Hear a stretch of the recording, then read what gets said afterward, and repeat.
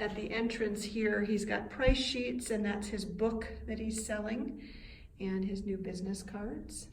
Here's Bikram. This is what his bio says about Bikram. Bikram lives with an ugly past. As an angry young man, he exploded cars in protest. Even though he has grown up and changed, his reputation follows him. He has become a regular at the local tea house where he'll often play chess with the other patrons. He loves his large family. They are his life now. You must have seen Sophie's new line of leather jackets for the spring season. They were all over the Paris fashion circuit. She doesn't have a husband, but has many lovers. Sophie realizes with her life as it is, a child of her own is not in the cards. Every morning she enjoys the best part of her busy day as she slows down long enough to enjoy a cup of tea as she breathes in the Tokyo City air from her penthouse balcony. This is Elliot, and Elliot's bio reads, Elliot hasn't figured out what he wants to do with his messed up life. He spends his time with his friends from high school, practicing skateboard moves in the parking lot of the grocery store near his mom's house. He constantly worries that he'll die without doing anything worthwhile.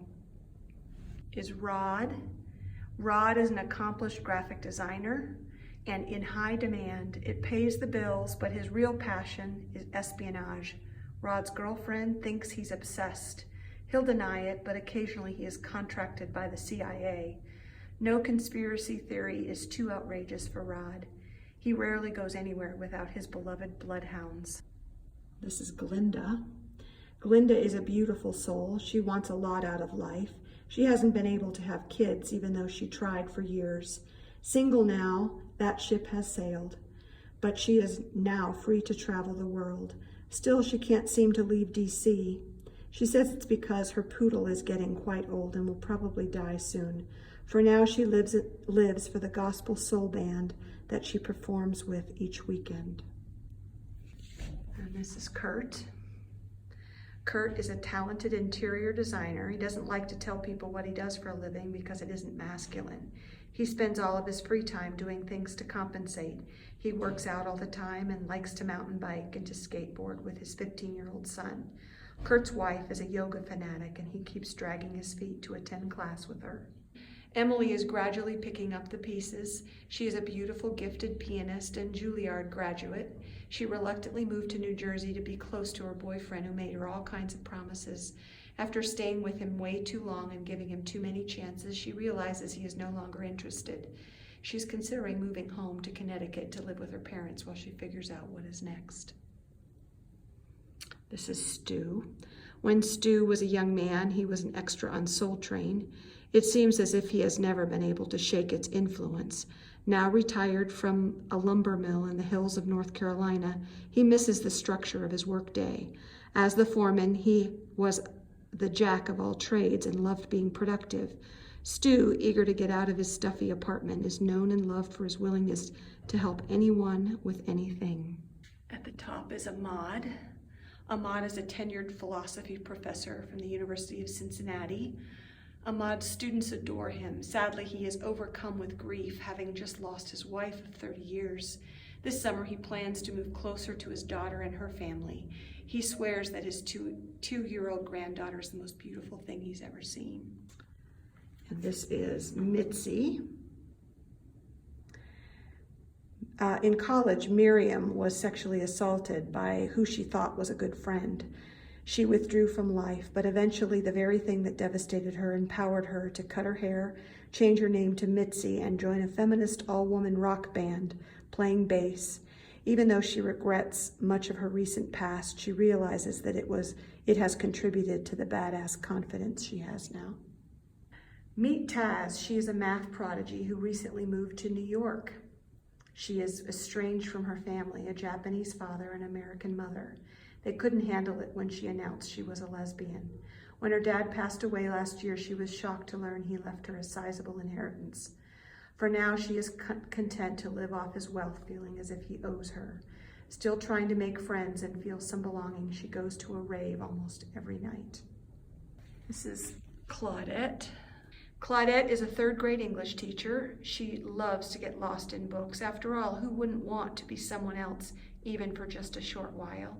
Claudette takes care of her elderly mother who lives with her in Gassin, France. Her mother's dementia is getting worse, but at the same time she's becoming kinder. More than anything, Claudette wants to visit America to see where Maya Angelou was inspired to write "I Know Why the Caged Bird Sings." She also has a secret crush on the math teacher at her school. This is Chuck.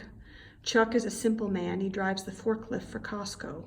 Every weekend, he and his dog Rum go to the lake behind his house to fish.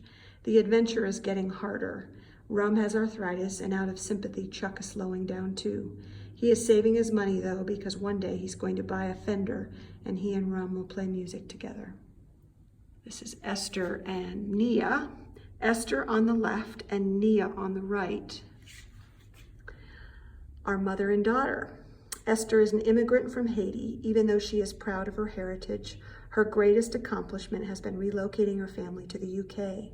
Esther used to be very social, but now widowed after 30 years of marriage, she prefers to keep to herself. Her daughter is impatient with this change. Esther lacks tolerance of other people and constantly complains about her obnoxiously loud neighbors. Nia's taste in music is very choice, preferring sounds coming from the US mainly. Nia recently landed a job at QD2 as a disc jockey. It's her dream job except for her walk to work because she always gets hit on. But public transportation is no better. After her late shift, she often enjoys a glass with her mates. Jacqueline seems to have it all together, but she has one damning flaw. She longs to fix everyone she loves. Her 16-year-old daughter is pregnant. Her older brother is recovering from a cocaine addiction. Her mother has Alzheimer's, and her pastor is in a legal battle with his ex-wife. Each of them lean on Jacqueline. Even though Jacqueline prays continually and is grateful to feel needed, the burden is getting to her. This is Morgan. This is an oil painting. Morgan is a hardworking, free spirit. She is a body piercer who loves her job. The hours are flexible and her customers are her kind of people. Lately, Morgan has been experimenting with intricate henna designs on herself and her friends. Morgan doesn't have a car, but several guys are always willing to give her a ride if she'll pay with the right currency. Those guys are sorely mistaken. Morgan has very high standards and gets by just fine on foot or public transportation. Morgan's greatest fear is that one day she'll lose her mind, as she has witnessed in both her grandmothers. She lives life hoping to die before she does. This is Zacharias. Zacharias has spent his whole life in a small village in the Scottish Highlands. Seeking a change of pace, he moved to London, which shocked his family and friends. He is not adjusting well. He misses the calm and quiet and space of living in rural Scotland. To try to adjust, he puts all of his energy into growing strawberries for the farmer's market. He is thankful for his girlfriend of 9 years who is sticking with him. Gavril is a middle-aged man from Brazil, and he is just starting to come into his own.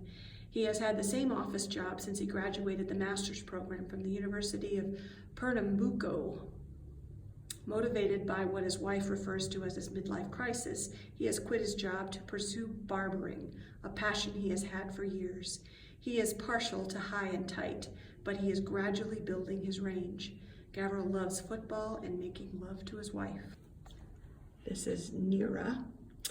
Nira is an accomplished podiatrist. She pours herself into her work, always the first to arrive and the last to leave, barely taking time for a bite of lunch. She has a boisterous laugh and an outgoing personality, but she is yet to meet Mr. Right. More than anything else, she wants to be married, but her social life is non-existent.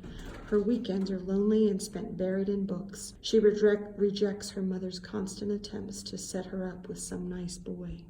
This is Iris. Iris visited the U.S. with her Sicilian grandmother when she was 12. She never let go of the dream to return. Iris, obsessed with Breaking Bad, now lives in Albuquerque and so far has managed to extend her visa.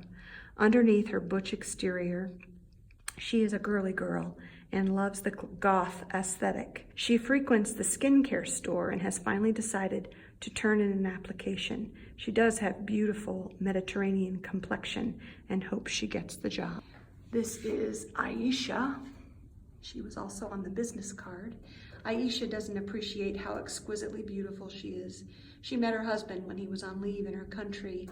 They were married quickly before she fully appreciated the life of a military spouse. His time away is becoming harder and harder for her to endure. She is a bank teller and her line is always the longest. Patrons are content to wait longer to be served by her. Aisha is as kind as she is beautiful. She spends most of her free time with her sister while she waits for her husband's return. This is Cody. Cody used to have dreams and ambitions. That all changed 5 years ago when his ex-girlfriend became pregnant and he got a DUI. His son is 4.5 now and the light of Cody's life. Cody can't hold a job and has no money, so he sells pot to college kids. He hates what he does, but takes the risk so his son has the best. And this is Enzo. Enzo is the most notorious con artist in all of France. His high-profile bank heists have occurred over 2 decades. Law enforcement are aware of his tactics, but to date have been unsuccessful with evidence enough to convict him. His skill in befriending a teller and pulling her to the inside of the job is a pattern that has occurred repeatedly. Sometimes Enzo uses the tellers to gain access to the vaults, but his best and safest stings happen when the tellers become accomplices, and it usually includes the side benefit of a one-night stand. Enzo has 2 personal rules. Rule 1, one night is all any relationship warrants. Rule number 2, pay all insiders handsomely. There you have it. Ian's First Art Show.